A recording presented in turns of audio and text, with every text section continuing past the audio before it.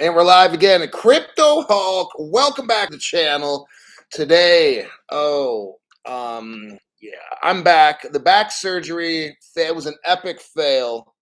I'm not even going to get into it right now, maybe later. I am so irritated with this doctor.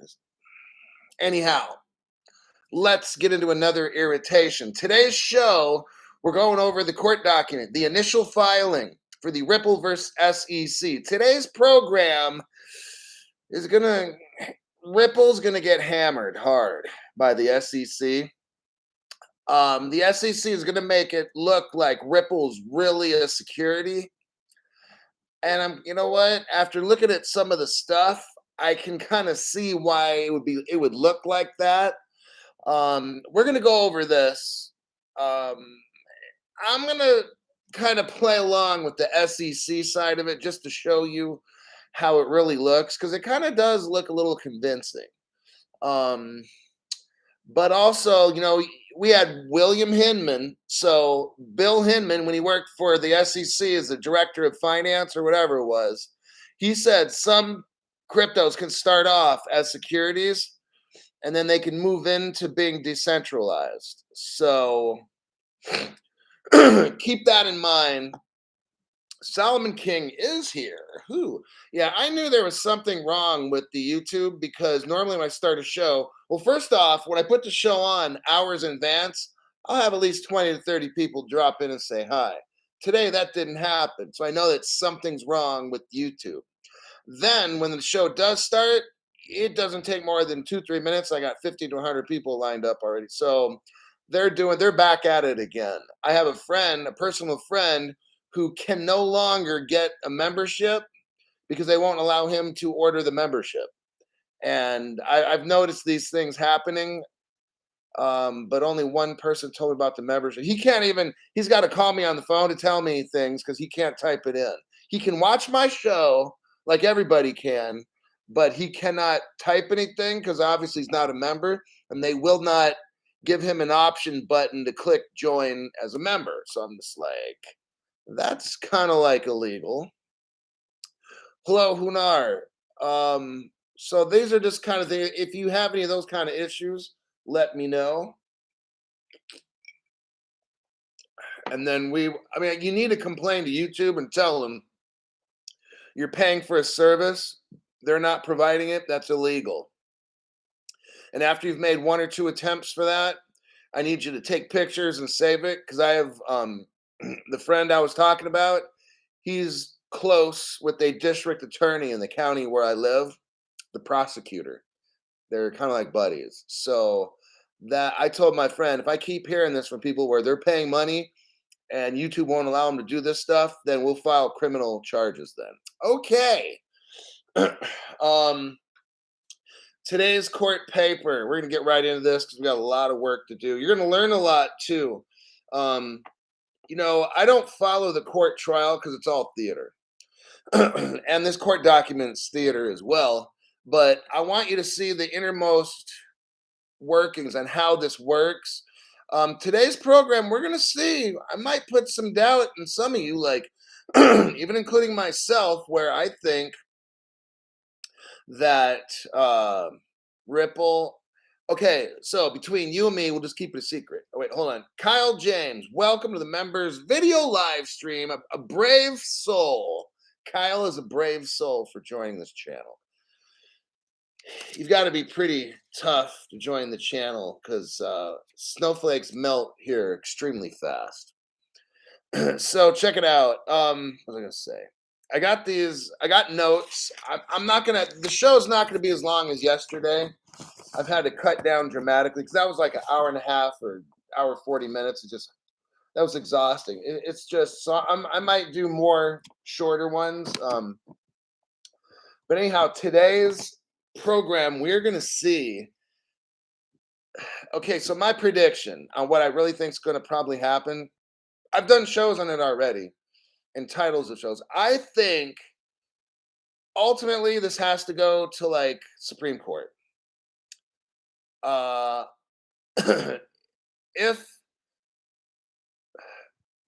got to go to the Supreme Court, but what has to happen is Congress has to make rules first. So it doesn't matter if it goes to Supreme Court. If we don't have crypto regulation, Supreme Court's not going to do a damn thing. So there's a couple ways that this can go down. Ripple could settle, and because the SEC knows, just like what Bill Hinman said, remember, it could start off as a security. So XRP, when I do this show today, you're going to clearly see how, Ripple probably was a security when it first started. Okay, I'll give it that. Okay. And then, but over time, Ripple then becomes decentralized. So then you're like, whoa. So is the SEC right? Well, how I think it's going to be is like this. The government doesn't want to trash the SEC because you don't trash yourself.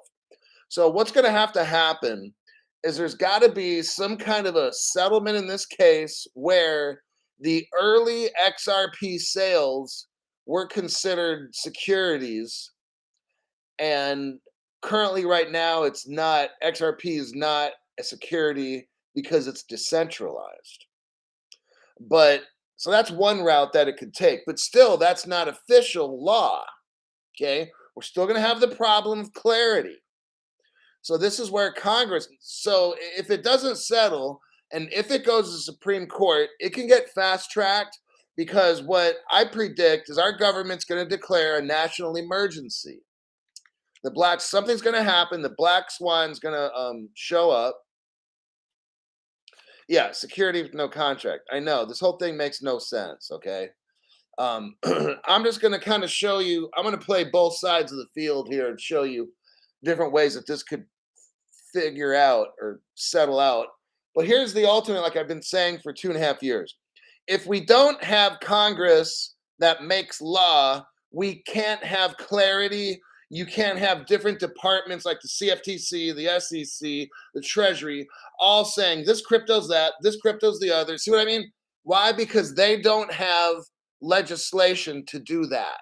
They don't have authority to do that. These government agencies can only do what the law says. If we have no crypto law, the CFTC and the reason Gary Gensler doesn't say anything specific because he's not allowed. And he's not allowed. Why? Because we have no crypto regulations. The United States Code has no regulations for crypto. Got it? So Gary is tap dancing around questions. The law, the law is very clear on what a security is. We have a Howey test, and then we have the Reeves. Okay, he can't answer a question. Bitcoin and Ethereum are not even in a court hearing, so Gary's allowed to talk about it, but he still won't answer. He won't answer any questions except, well, I think the law is quite clear. He keeps repeating that same dumb shit, okay? Gary knows. Gary's part of the problem. Gary knows exactly what all these cryptos are, but he can't say it because we have no crypto laws and regulations. So he's kind of stuck wanting to sue. See, look, Gary is a distraction. That's why he's suing exchanges. They're not going to win legally. So what he's going to do is offer bribes to people. And when he sues, see what he's doing, he's manipulating the law. I'm going to tell you how he's manipulating the law. I'm not a lawyer or whatever, but what he's doing is he'll make a claim of fact. And what did we learn yesterday about claims of fact? They're fallacies. They're not true until they're proven. So I could say the sun is bigger than any planet. That's a claim of fact. Now, since it's already proven, it's not a claim of fact, it's truth. But if I were to say the planet Zebulon is 7 times as big as Mars, that's a claim of fact. I can claim that as a fact, but it is not a fact until it's proven. Got it? So what Gary's doing is committing false thinking, okay? What he's going to do is manipulate our laws.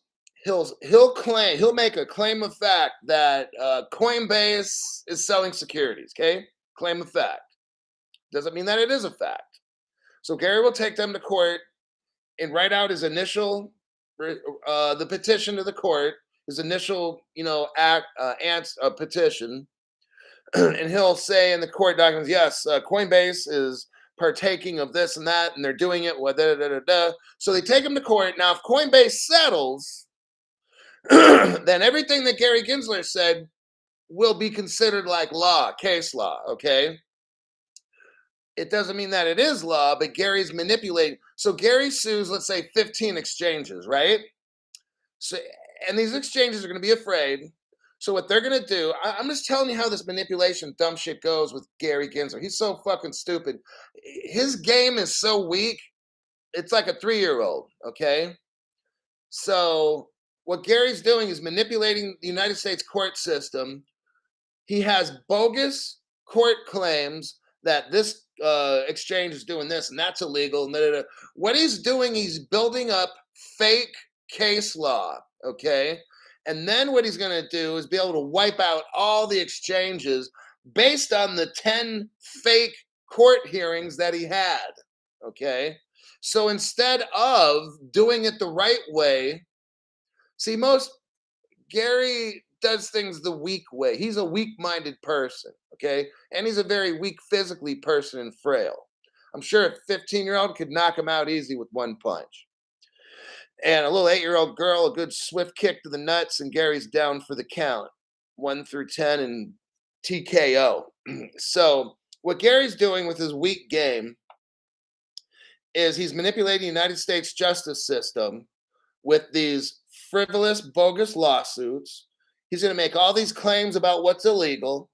When the little exchanges or whatever settle, he will use that as case law to fight the bigger one. And then when he fights the bigger one, he'll use that case law to fight even bigger one. That's how you manipulate the United States court system. Just letting you know, okay? So I'm going to start off. My name's Crypto Hulk. I'm not a financial advisor, not a crypto advisor. Everything I say is a complete lie. Don't listen to a word I say. If I tell you to do something, don't do it. Okay, now we're going to get into some work here. And we'll just plug along at a decent pace. I'm not going to try to jam all this stuff in today. We're going to go. I put the link of the particular court document in here. Let me take a look. So it's right there at the beginning. You can see under Crypto Hulk there, I put a little highlighted link. So if you want to see where we're at, that is where we're at. So what I'm going to do is teach you on this channel what's really going on in court, all right?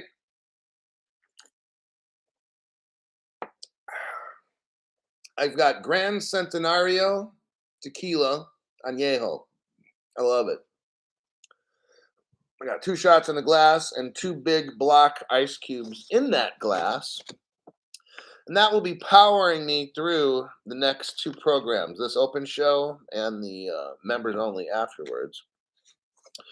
I want everybody to go to page 33 of the court document. So now we got class starting. Class is starting right now. So page 33 and line number 196.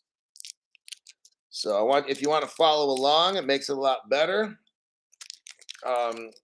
So far that I know of, I'm the only channel that's teaching court document reading, the American civil court system. All right, line 196. So I'm going to switch over. Let me go to 196. So we ended last time with page 27 or something. Now, I've read all these pages. And so I skipped. I didn't find what I wanted to on 27, 28, 29, 30, 31, 32. So now we're at page 33, and I'm going to look for page 196. And they get into talking about Ripple establishes an XRP escrow. What the SEC is trying to do at this point in this initial petition, or the petition for the court to hear this case, is the SEC wants to make it look really much like XRP is a security.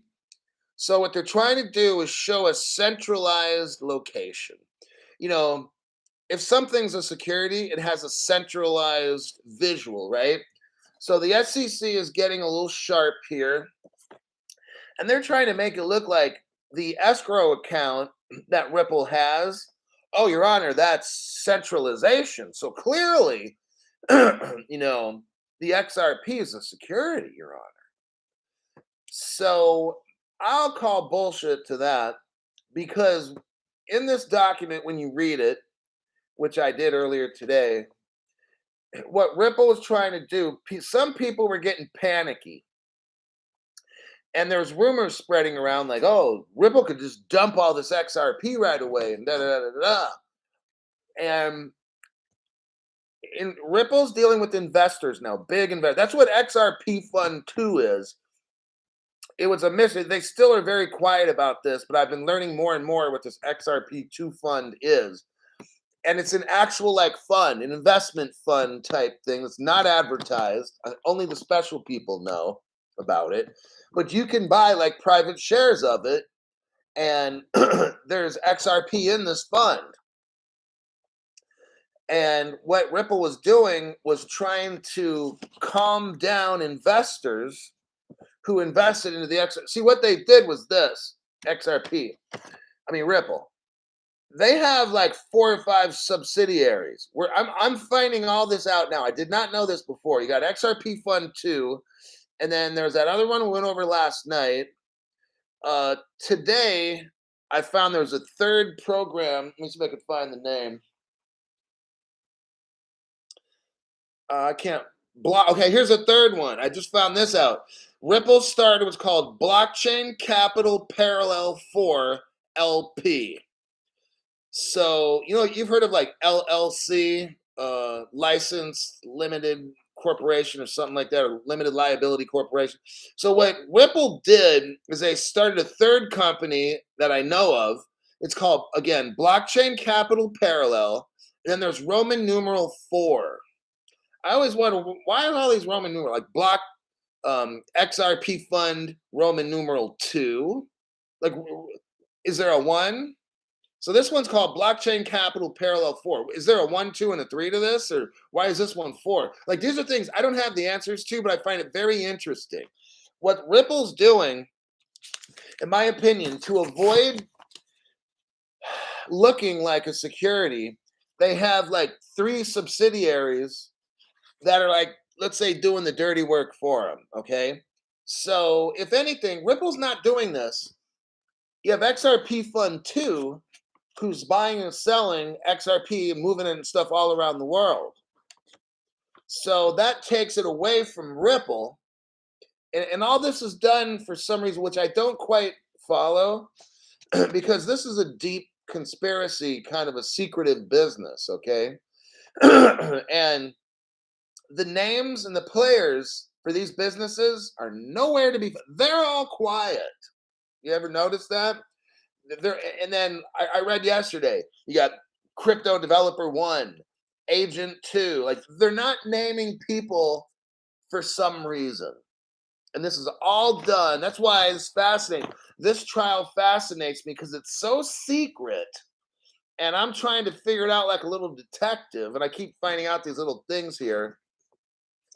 Ripple put the crypto XRP into an escrow fund to calm down the big whale investors, to calm down world banks, world governments, investment companies that are going to be using Ripple XRP one day.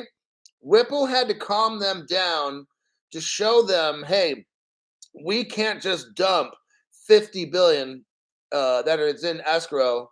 So at first we thought, I mean, I learned so much. I got to focus because this stuff's really cool.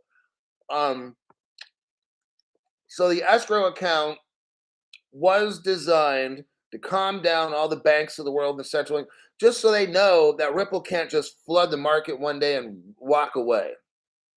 Ripple showed them that there's 1 billion per month that gets released to Ripple. And in this court document, it was shown yesterday.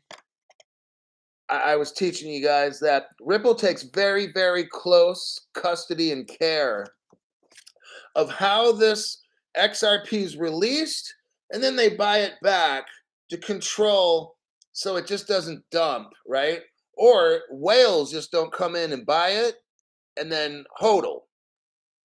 So, in that respect, a lot of what we're going to be going over tonight, I'm kind of telling you now so that maybe later I can breeze through some of this stuff and not have to read it. But what's going on in this court that we're going to read today, the paper, is just that, where the SEC is trying to show how centralized XRP is and trying to show that it's a security. Ripple, at the same time, acknowledges that, yeah, it kind of looks like a security. They don't ever admit that it is, of course, whatever. They have to admit, yeah, speculators are buying XRP. Even the top people. Brad Garlinghouse admits that on TV and shit. Okay. But they're not a security, but it looks really, really, really looks like one. So in today's report that I'm going to give you, I'm going to kind of show on the SEC side why it looks like it's security. You and me both know it's not. But what this is going to do is I'm going to show you how it appears to be when in fact it's not. So what line 196, XRP investors. Now, who are these investors again? The big whale banks and stuff. Okay. XRP investors became concerned.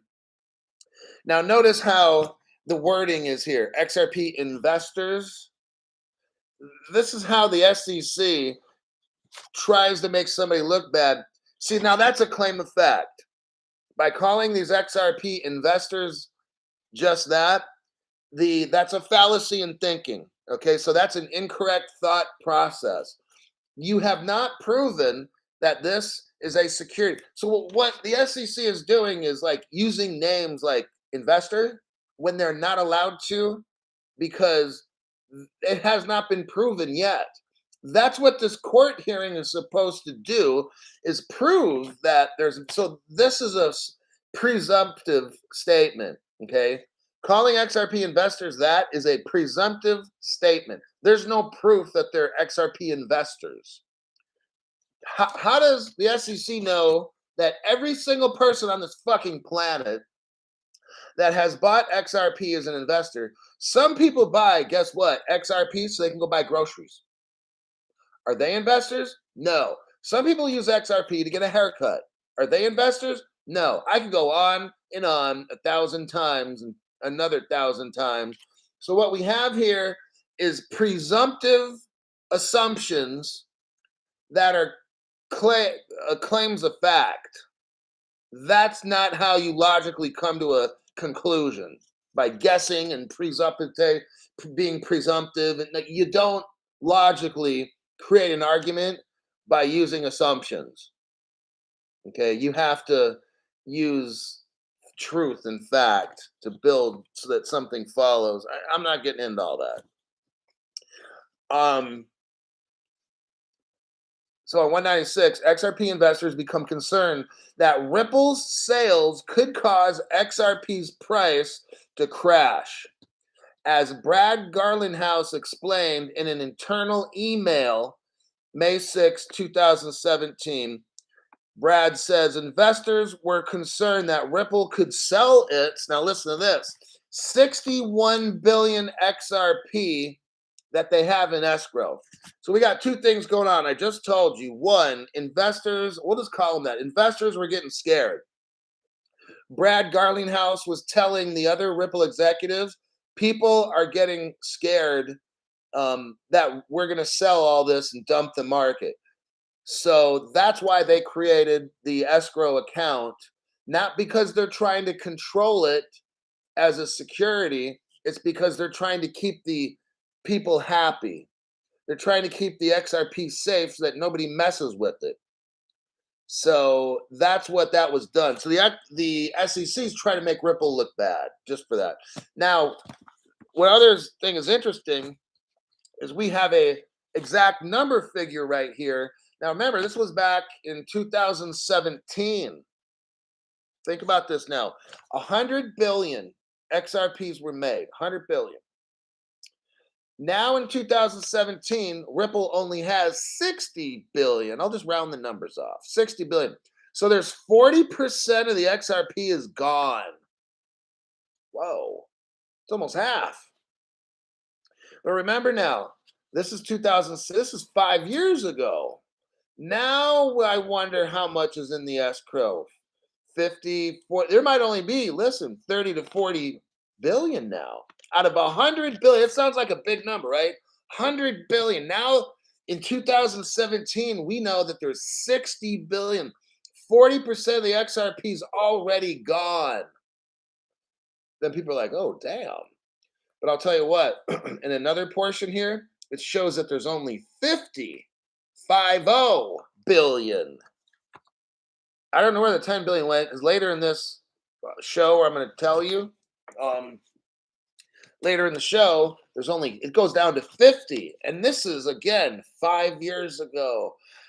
You know what? And then they started, remember, over the past 5 years now, they've been given banks, central banks, and government this. They're probably going to give some of the IMF. Like, I don't know really how much there's actually left, tell you the truth. Maybe instead of 100, now we got 60 billion. Maybe there's 40 or 30 billion, 30 to 40 billion left. Maybe it's all been allocated. I don't know. We don't know how much is in the escrow. Maybe there's 20 billion left. So I just thought that was really interesting. Line 199. So I'm going to kind of scroll down. This section here was just talking about how they came up with an escrow account. Now I'm going to move on to page 34. I'm scrolling down. Okay, now is where the SEC is trying to make Ripple look bad. On line 203, on the second line there, okay, I'll just read this.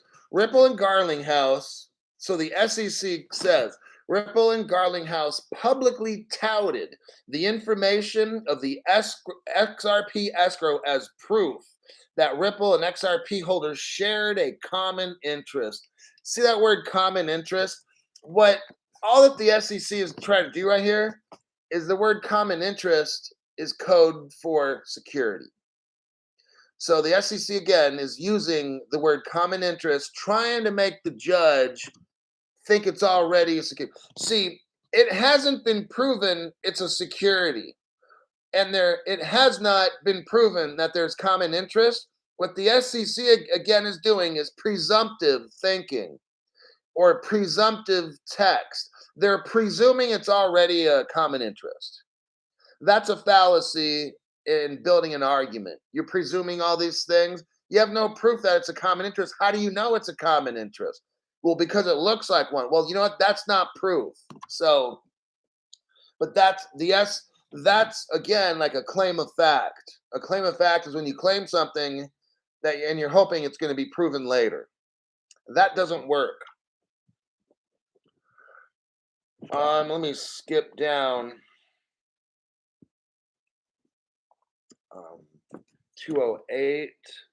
So now we're going to page 35.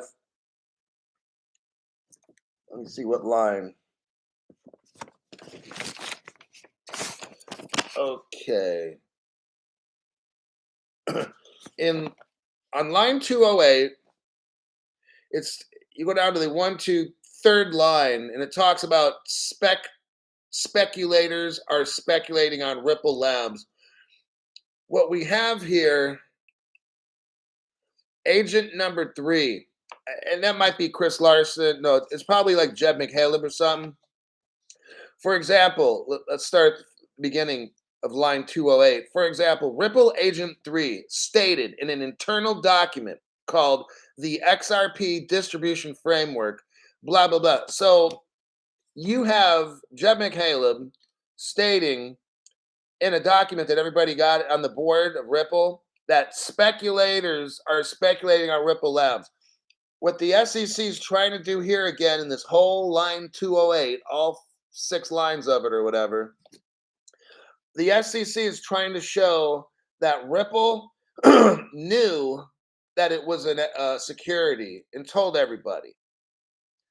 Well, no, see, the SEC is wrong. What Ripple noticed was that people are speculatively buying it.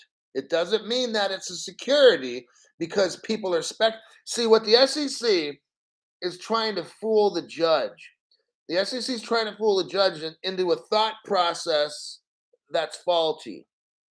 The SEC's thought process is this: well, if some people, you're always going to have dumb people. So we don't judge everybody on the actions of a couple dumb people, okay? The SEC does, but not the real world. So in the real world, what you do is you have to understand what this thing is, okay? You cannot judge what something is because a couple of dumb people are speculating, all right? So, but this is what the SEC is doing. So they're saying, hey, even Jeb McCaleb said that they're speculators. So, yeah, Ripple already knew that they were a security. Okay, that's the wrong way to think. Okay, just because, okay, what if, how can I put it? I can't think of an example of time, but just because a couple of dumb people think something, if a couple dumb people think that an art painting hanging on a wall is a security, it doesn't, just because I identify as a 3-year-old Labrador retriever, it doesn't mean I am one. Okay. If if 10 people go out on the street and they all talk together, and then those 10 people self identify as dogs, it doesn't mean that people are dogs. Or you see what I mean? This kind of thinking that the SEC has, they're straight up lying. Okay. This is not logical at all. You don't judge the actions of a few spectators and call something a security, Your Honor. No, that's like really fucking wrong. Okay. So, but that's what this case is based on, that really low level thinking, where it doesn't have a complicated thought process, just very simple and basic. Oh, a couple of people are speculating on XRP. Well, it must be a security then. I'm like, really? Is that what is taught in logic class, SEC, critical thinking, that way of thinking? Because that's really fucked up. That's not what's taught in college, okay? That's what's taught in criminal college, all right? All righty then. Line 210. Okay. Again, when Ripple was registering XRP2 fund, okay? When they were registering them, they had an application in with the New York DFS. Ripple actually stated in the application that buyers were purchasing XRP for speculative purposes. Okay. Now, they disclosed that to the state of New York. They disclosed it. They didn't say that XRP was a security. They just said that, and I'm sure like some buyers were speculating with their XRP crypto, and Ripple just wanted the government to know. Okay. But what the SEC will do is say, oh, see, Your Honor, they knew it was a security. And here's where the adult crypto Hulk has to say, no, SEC, just because some people that bought XRP think it's a security does not mean that it is. See, just because you think something, like I think I'm a 3-year-old Labrador retriever, that doesn't mean that it's true. Okay. Now, people with low IQ believe that kind of shit. All right. And that's what the SEC are, low IQ people. So Ripple knows that XRP is a currency. I'll say it again. In 2015, SEC, the court system, FinCEN from the Treasury, and the Department of Justice, which is FBI and all that shit, they all the adults in the court determined in that, as a matter of record, in the settlement agreement in 2015, that XRP was a digital currency and electronic money. So when Ripple says that buyers are buying in the XRP because it's speculative, now SEC, I know you're gonna have a hard time with this because you have like 10 brain cells fucking left in your empty head. Since we already had a settlement agreement, and that settlement agreement defined what XRP was, and that was electronic money and digital currency. Therefore, when Ripple says some buyers are buying this for speculative purposes, SEC, that does not constitute the definition and classification of XRP. I know you wanted to think it does. I know just because you think you're a 3-year-old Labrador Retriever, you're not. Just because you think doesn't mean it is. Okay, that's the problem with this whole court hearing. Okay, we have people that make statements. Well, I think I'm a 7-year-old mare horse, or I think I'm a 7-year-old thoroughbred. Well, just because you think you're a fucking horse doesn't mean you're a horse. Okay, maybe a 3-year-old might think so, and they still believe in Santa Claus and shit too. Okay, so that's what I've been seeing in a lot of these pages, these different lines: 200, 208, 210. We're at 12 now. That's the line of thinking. That's the line of problematic thinking out of the SEC. Okay, so if I was in court and I was protecting Ripple and speaking for them, I would be bringing these things up. Your Honor, we're dealing with faulty thinking, presumptive thinking. Just because we think something doesn't mean that it is. Okay, that's how little kids think. You know, and when you get to the real world, you have to prove what something is to be able to define what it is. You can't just say, "Oh, yeah, some people think XRP is a security." Oh, yep, so it's a security. That's not logical thinking, okay? So that's what I've noticed a lot. Let me check the comments really quick and see if you guys are catching my drift. I'm kind of summarizing. I'm not reading as much line per line tonight. I'm kind of summarizing what I found. All right. God, are we at 37 minutes already? Oh shit. Let me comment here. If you're a liberal, you can claim to be whatever you want. Well, it wasn't really going there to, liberal, Democrat, or Republican, but I mean, that is, I guess, how liberals think. If you think, like, if I identify as a 5-year-old Chinese boy, then you are a 5-year-old Chinese boy. Even though I look like a 52-year-old white guy, I'm now a 5-year-old Chinese guy, Chinese boy. I mean, you see what I'm saying? That's the thought process the SEC is using. Just because some people think it's a speculative asset. Oh, Your Honor, see right there. People think it's a speculative asset. Okay, so they think it. So what? I think a lot of things that I'm not going to say. But, you get my point, right? Hit the like button, somebody says. If Ripple makes no promises, this is ResBuild. It says if Ripple makes no promises regarding XRP ownership or value, it can't be classified as security. The Ripple test, the Howey test, this will be the Ripple test when it's done. The Howey test has prongs, and you have to meet those prongs. So even though something looks like a security and smells like one and tastes like one, guess what? It doesn't mean that it is one. It has to fit all the qualifications of the Howey test.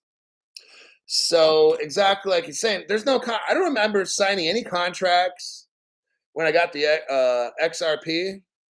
I bought it because I needed money. That's why I bought it. So when the dollar crashes, I can still buy shit with XRP. I didn't buy it to get into Ripple stock. You want to know why? Because then I go to like I Trust Capital, and I'd have to be an accredited investor. Means I have to have a net worth of $1 million, and then I'd go buy the Ripple stock. That stock, that's a security. Okay, there's a contract and all those kind of things. What the fuck is the SEC talking about when this guy goes to some exchange and buys XRP? That's a security. You know what? I'm gonna tell you what. The SEC are criminals. If they seriously fucking believe their argument like that, Like, do you guys see what I'm saying? Like, if I go to like an I Trust Capital, I go ahead and I sign in, I register with that. You see what I'm saying? There's a contract, there's an agreement. I buy this, and then I check off. Yeah, I want to spend 5,000 on Ripple stocks. I'm buying the stocks. It goes to my account. I take possession. I have some ownership rights. If I get enough of the Ripple stock, guess what? Then I get voting rights. Okay, so the SEC knows all this. Okay, they know all that. Now, what did I get when I went to, let's say, Coinbase and bought all my XRP crypto? What registration agreements and stuff did I get? And what disclosures did I get anything? Answer no. Well, why? Because it's not a fucking security. That's why any asshole can figure that shit out. Okay, but the SEC is playing these little fuck games, trying to say, "Oh, it's a security." I'm like, "Oh my god." Okay, so either they're lying to us, and if they're not lying, they're committing treason against the United States because they're destroying our economy purposely because they know it's not a security. So therefore, that's treasonous behavior. Okay. And the attorney general needs to investigate the SEC and lock all these people up for treason with life in prison. Okay. They cannot be that dumb. A security, if XRP is a security, then how can I go to certain stores and buy shit with XRP? That doesn't make any fucking sense. I can't go to any store. The SEC knows this. I can't go to any store and use my stock in Macy's to go buy a pizza, Round Table Pizza. That shit is insane, okay? That's what the SEC knows. That's why I say the SEC is either lying or they're committing treason. One of the two, okay? Because they cannot be dumb. So we can't say, well, they're either dumb or they're lying. You can't be dumb and have that job. So you have to be a liar committing treason. That's what you have to be doing.